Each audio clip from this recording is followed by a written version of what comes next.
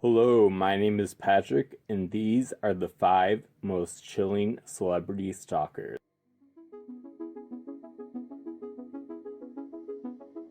Number 5. Christina Grimmie. Christina Grimmie was truly a star on the rise, whose full potential will never be known, as a crazed fan took her life at the young age of 22. She started uploading song covers to YouTube in 2009 when she was just 15. With some of her song covers receiving millions of views. Christina's big break came when she competed on the reality TV show The Voice, where she made it all the way to the finale, placing at number 3. Meanwhile, on the other side of the country in St. Petersburg, Florida, 27-year-old Kevin Loibl watched Christina's videos on his breaks at his job at Best Buy. Loibl reportedly never left his room at his parents' home except to go to work. Coworkers teased Loibl about his internet crush, provoking him to anger. Shortly before his fatal encounter with Christina Grimmie, Loibl told a coworker he was tired and ready to ascend. On June 10th of 2016, Grimmie performed an energetic show at the Plaza Live in Orlando, Florida. Hey guys, what's up? We're in Orlando today. Please come to the show if you live near Orlando, Florida. We are at the Plaza Live. Please come out. Bye! Afterwards, she held a meet and greet where she took pictures and signed autographs for fans. Loibl anxiously waited in line for his turn. Sensing his nervousness, Christina opened her arms to hug Loibl. However, her hug was returned with 5 gunshots. 3 gunshots went off. Pop, pop, pop, pop. I was traumatized. I didn't know what was going on. I was in shock. I didn't know what to do. A man in the crowd shot the singer at point-blank range. Grimmie's brother, Mark, who often appeared with her on YouTube, tackled the gunman, who then shot and killed himself in the struggle. Christina Grimmie died at the hospital shortly after the shooting. Number 4. Rebecca Schaeffer. Rebecca Schaeffer was an actress who starred in the 80s TV show My Sister Sam. This is My Sister Sam. It was her role in My Sister Sam that she attracted the attention of a mentally ill 19-year-old in Arizona named Robert Bardo, who had previously stalked child peace activist Samantha Smith before her death in a 1985 plane crash. Bardo wrote Schaeffer several fan letters, one of which she responded to, saying it was one of the nicest letters she had ever got, and attached an autographed picture. In Bardo's mind, this letter and this picture confirms for him what he had been believing or hoping, that she reciprocates these feelings for him. Bardo flew out to Los Angeles and, carrying flowers and a teddy bear, went to Warner Brothers Studios, where My Sister Sam was filmed, and tried to meet Rebecca, but was turned away by security. And I was just frustrated, and it hit me hard because I wasn't expecting that. And I didn't understand it. It made me feel bad. He tried again a month later, but was again turned away. Robert Bardo flew back to Arizona and temporarily lost his interest in Schaeffer, turning his obsession to pop stars Madonna, Tiffany, and Debbie Gibson. In 1989, Rebecca Schaeffer starred in the black comedy Class Struggle in Beverly Hills. The idea of taking a risk is losing my birth control pills or shopping at Saks without a sale, where she had an intimate scene with an actor. This enraged her stalker Robert Bardo, who was jealous and thought Schaeffer deserved to be punished for becoming, quote, another Hollywood whore. Bardo hired a private investigator to find Rebecca Schaeffer's home address. On July 18, 1989, Bardo knocked on the door of Schaeffer's apartment. Schaeffer was expecting a script, so she answered. She had a short conversation with Bardo where he showed her the letter and autograph she had previously sent him. Schaeffer asked him to please not come to her house again. He returned an hour later, and when Schaeffer opened the door with an annoyed expression on her face, Bardo shot her in the chest. Rebecca Schaeffer passed away at the age of 21. Robert Bardo is currently serving life in prison with no possibility of parole. Number 3. Dimebag Darrell. Dimebag Darrell was a guitarist for the famous heavy metal band Pantera.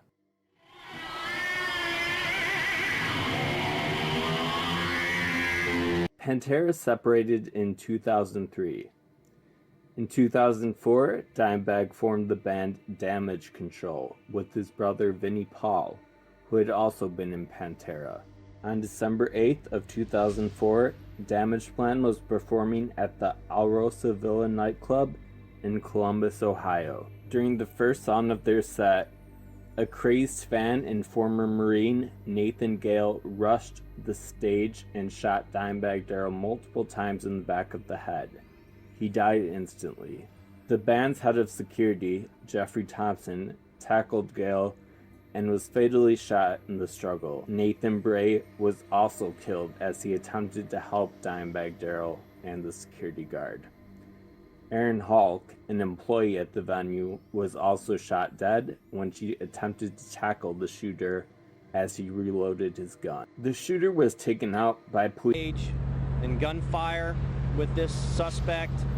From what we understand, he did have a hostage. The officer was able to strategically gun this guy down before he was able to kill his hostage. And it appeared that he was about to kill his hostage when the officer basically put an end to it. It turns out that the shooter, Nathan Gale, was a paranoid schizophrenic who was off his medication. He had believed that the band Pantera had stolen his lyrics and that the band's members were trying to steal his identity. Number 2. Selena. In 1995, Selena was the queen of tejano music. Tejano music is a combination, or should I say a fusion of different types of music all rolled into one package. It's country music, it's jazz, it has roots of German polka, it also has Mexican music in it. But her life would be cut short by a fan Selena considered a friend. After attending one of Selena's concerts, a woman named Yolanda Saldívar repeatedly called Selena's father, asking to open a fan club for Selena in San Antonio. Eventually, Saldívar was named president of the fan club and was also chosen to manage 2 clothing boutiques Selena had created.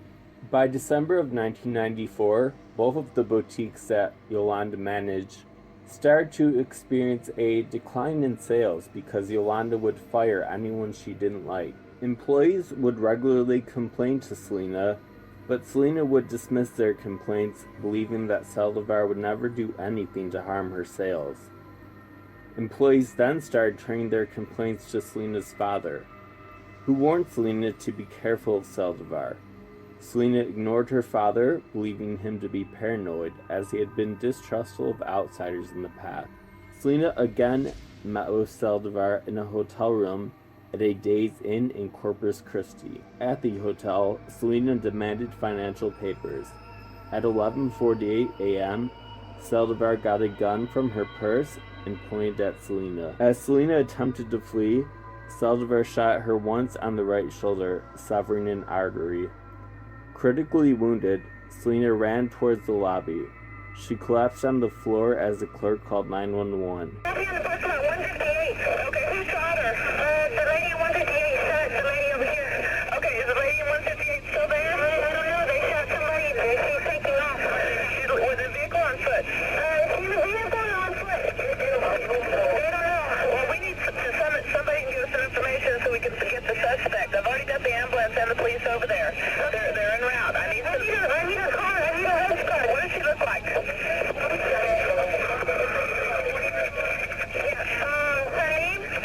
Yolanda? Yolanda? She's the suspect? Yes, ma'am. What's her last name? S-A-L-D-I-V-I-A? S-A-L-D. She's with Selena Incorporated, the lady from the singer. Okay, but where did she go? Do you know if she ran out? Which way she wearing? What is she wearing?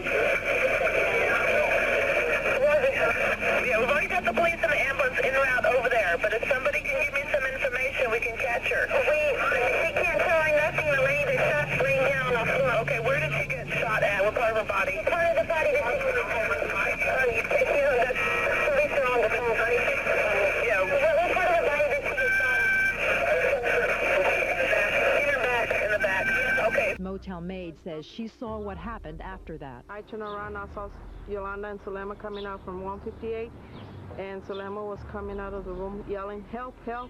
And that's when Yolanda, shot her in the back. Yolanda announced, "You bitch," and then she turned around. Selena was pronounced dead on arrival at the hospital. Yolanda Saldívar was sentenced to prison and will be eligible for parole in 2035. Number 1. John Lennon. John Lennon of the Beatles spent his life spreading a message of peace and love. However, he had a crazed fan named Mark David Chapman who did the exact opposite. David Chapman had been a huge fan of the Beatles and John Lennon, but he turned against him after becoming a born-again Christian. Chapman was enraged by John Lennon's public statement that the Beatles were more popular than Jesus. In October of 1980, Chapman flew from Hawaii to New York City with the intent to take out John Lennon, but left to get ammunition from a friend in Georgia. However, Chapman would return to New York City that same December.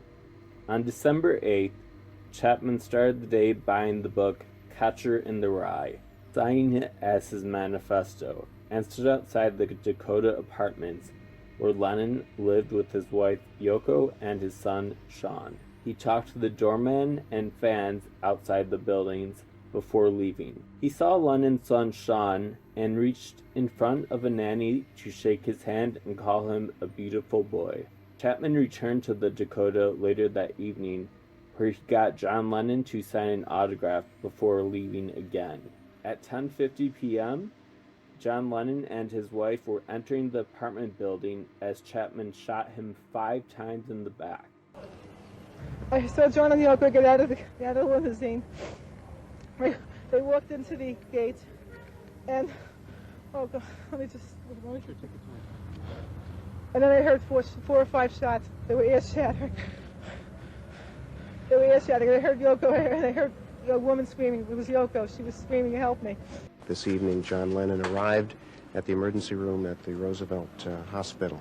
He was dead at the time of his arrival. Numerous resuscitative efforts were made after his arrival in the hospital, including transfusions, surgical procedures, other procedures, but in spite of the effort of many physicians and after many procedures, we were unable to restore the life of Mr. Lennon. Mark David Chapman was imprisoned, but became eligible for parole in 2000 after serving 20 years. However, he has since been denied parole 16 times. He remains incarcerated to this day, and his next parole hearing will be in July of 2020. Then he wrote his name, John Lennon, and then underneath that, 1980. And he looked at me, as I mentioned earlier, he said, "Is that all? Do you want anything else?" And I felt then and now that he knew something subconsciously, that he was looking into the eyes of the person that was going to kill him.